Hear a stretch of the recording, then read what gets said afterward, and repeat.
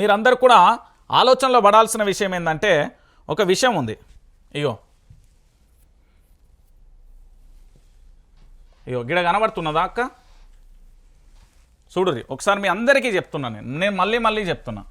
తెలంగాణ ప్రాంత ప్రజలారా, బీఆర్ఎస్ పార్టీకి సంబంధించి ఎమ్మెల్సీ కల్వకుంట్ల కవిత జాగృతి వ్యవస్థాపక అధ్యక్షురాలు కల్వకుంట్ల చంద్రశేఖరరావు గారి సారథ్యంలో ఉద్యమంలో పాల్గొని ఆ తర్వాత ఎంపీగా ఇప్పుడు ఎమ్మెల్సీగా పనిచేస్తూ జాగృతితోని అనేక కార్యక్రమాలు చేస్తున్న ఎమ్మెల్సీ కవిత ఈరోజు విపక్ష పాత్ర అద్భుతంగా పోషించడానికి, దాంతోపాటు ఈ రాష్ట్రాన్ని 14 సంవత్సరాల పాటు నిరంతరాయంగా నిర్విరామంగా పోరాటం చేసిన కల్వకుంట్ల చంద్రశేఖరరావు గారు అధికారానికి దూరంగా ఉండి 14 సంవత్సరాలు పోరాటం చేసి ప్రత్యేక తెలంగాణ రాష్ట్రాన్ని తీసుకొచ్చిన కల్వకుంట్ల చంద్రశేఖరరావు దాంతోపాటు 10 సంవత్సరాల అధికారంలో ఉండి ఈ తెలంగాణ రాష్ట్రానికి 1956 నుంచి 2014 వరకు ఒక గజానికి ఒక గుంటకు కూడా అందకపోతే ఆ 2014 నుంచి 2023 వరకు పూర్తి స్థాయిలో కాళేశ్వరం ప్రాజెక్టు పేరుతోని దాంట్లో రిజర్వాయర్లు కానీ అనేక ప్రాజెక్టులు కట్టి పూర్తి స్థాయిలో తెలంగాణలో 1 కోటి ఎకరాల మాగానికి నీళ్లు అందించినందుకు కాళేశ్వరం ప్రాజెక్టు పేరుతోని పూర్తి స్థాయిలో అవినీతి జరిగిందంటూ 1,00,00,000 కోట్ల స్కామ్ జరిగిందంటూ కాంగ్రెస్కు సంబంధించిన కొన్ని కుక్కలు గగ్గోలు పెడుతున్నాయి. కాళేశ్వరం ప్రాజెక్టుకు సంబంధించి విచారణకు హాజరు కావాలంటూ నోటీసులు ఇస్తున్నాయి.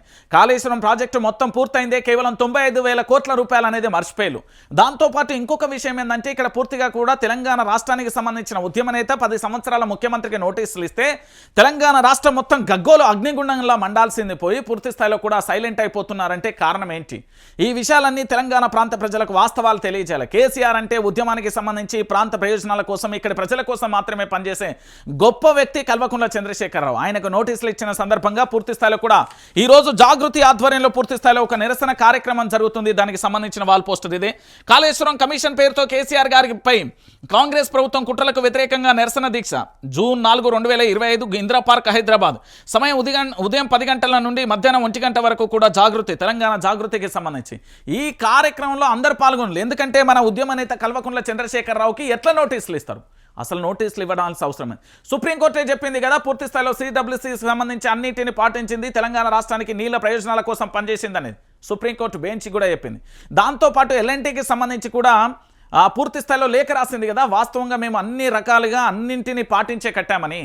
మేడిగడ్డలో ఏదో ఒక పిల్లర్ కూలితే మాత్రం స్కామా, 1,00,00,000 కోట్లని ఈ కాంగ్రెస్ కుక్కలు మొత్తుకుంటున్నాయి. కానీ వాస్తవం ఏంటంటే 95,000 కోట్ల రూపాయలు మాత్రమే ప్రాజెక్టుకి అయింది. మరి 1,00,00,000 కోట్లు ఎక్కడి నుండి వచ్చినాయి? వీటన్నింటి అంశాల మీద పూర్తి స్థాయిలో కూడా ఈరోజు కేసీఆర్ గారికి నోటీసులు ఇవ్వడం మీద ఎమ్మెల్సీ కవిత ప్రోగ్రాం చేస్తున్నారు. దానికి సంబంధించి విజయవంతం చేయాల్సిన బాధ్యత తెలంగాణలో ఉన్న ప్రతి పౌరుడి మీద ఉంది.